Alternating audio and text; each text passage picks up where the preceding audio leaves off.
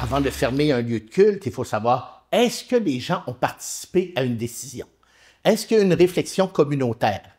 S'il n'y a pas eu une réflexion communautaire, s'il y a seulement une réflexion du prêtre responsable avec son équipe de marguilliers, donc le conseil d'administration, pour moi, ça ne passera pas.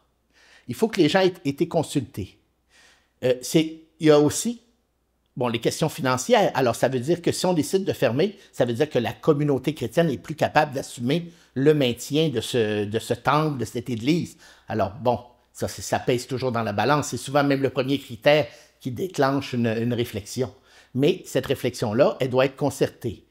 Et elle doit être aussi évaluée, et puis ça, c'est un critère essentiel pour moi. Si l'Église ferme, comment va continuer la communauté chrétienne?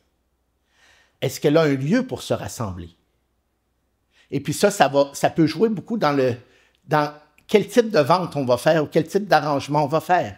Parce qu'on peut décider, si on a une salle communautaire, un lieu, la communauté est petite, et on a un lieu pour se rassembler, on va peut-être faire ça.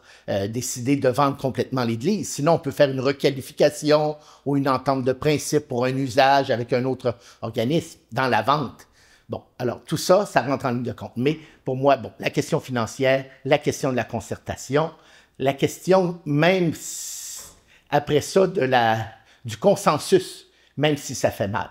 Alors tout ça doit entrer en ligne de compte. Et après ça, est-ce qu'on a aussi quel type de projet aussi a été offert ou a été envisagé, pas seulement pour la communauté, mais pour l'usage de ce bâtiment-là, pour pas que ça serve à n'importe quoi. Alors, il y a toutes sortes de critères comme ça. Habituellement, en ligne de compte, parce que même si il y a l'évêque qui est toujours celui qui donne le oui final, il n'est pas le propriétaire de l'Église. L'Église appartient à la fabrique, donc à la communauté chrétienne, à la paroisse. Alors, c'est eux qui font tout le processus. Moi, en fin de compte, avec le Conseil des affaires économiques, le Conseil presbytéral du diocèse, je prends la décision si ce processus a été respecté. Alors, c'est les éléments que j'ai mentionnés. Là, le consensus avec concertation, la question financière fait que c'est impossible. Est-ce que la communauté, les besoins de la communauté chrétienne et la survie de la communauté chrétienne ont été pris en compte? Et quel type aussi d'arrangement, de requalification, de transformation, de vente on veut faire pour l'usage futur? Alors, tout ça entre en ligne de compte dans un processus qui peut être assez long, parfois.